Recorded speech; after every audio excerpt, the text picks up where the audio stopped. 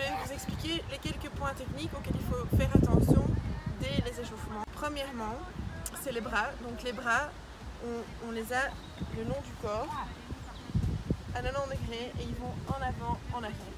Donc en gros, je ne vais pas voir ça, ni ça, parce que c'est toute l'énergie perdue.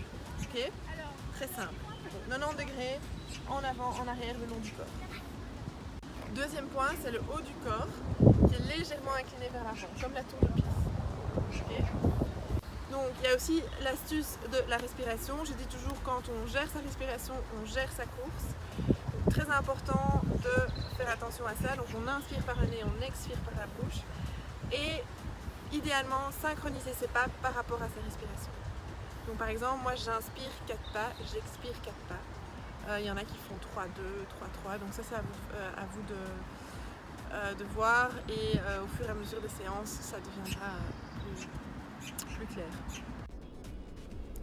Alors ici on voit bien que je pose l'avant du pied. Donc pourquoi préférer la foulée de l'avant du pied?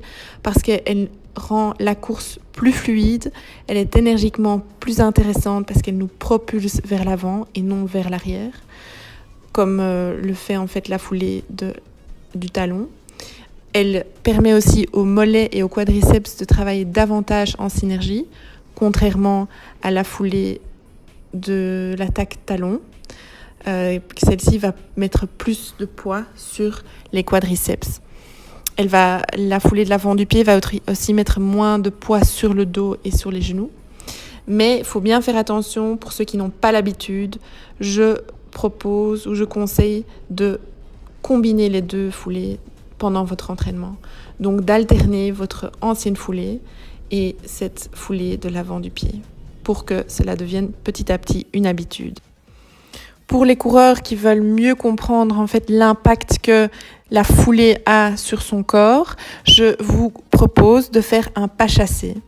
Vous allez voir que déjà vous allez mettre naturellement l'avant du pied et que si vous allez faire un pas chassé avec le talon, vous allez sentir que c'est pas fluide, que c'est pas naturel, que oui, en effet, il y a un impact sur les genoux, sur le bas du dos.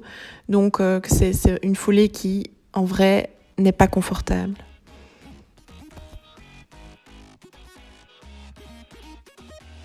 Donc, un petit récap, si on tient compte de toutes les astuces, donc les bras en avant, en arrière, la foulée de l'avant du pied, le haut du corps légèrement incliné vers l'avant, ça devrait donner ça. Alors voici quelques exercices ou encore éducatifs ou gammes qui permettent d'intégrer la technique durant l'échauffement. Donc là, on a commencé avec un skipping, donc on voit bien que on travaille les mouvements de la course en amplitude. Rappelez-vous, donc bien en avant, en arrière les bras.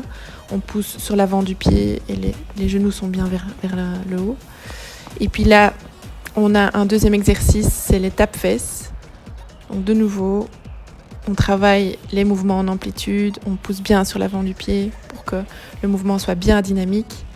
En avant, en arrière les bras et puis les genoux sont vers l'avant, pas en dessous du buste.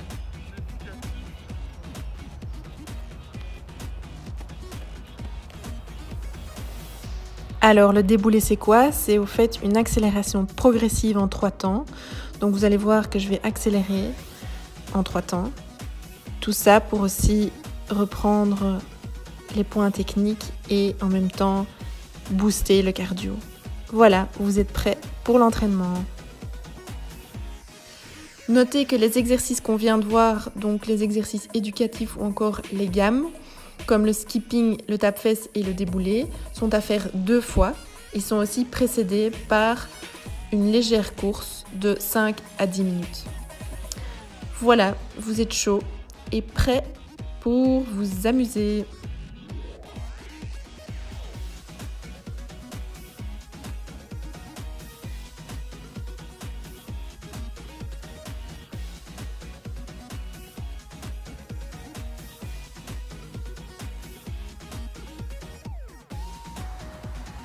J'espère que vous avez bien aimé mes conseils. Si vous avez apprécié, n'hésitez pas à liker la vidéo, le compte Instagram, le compte Facebook et tout ça. À bientôt en forme.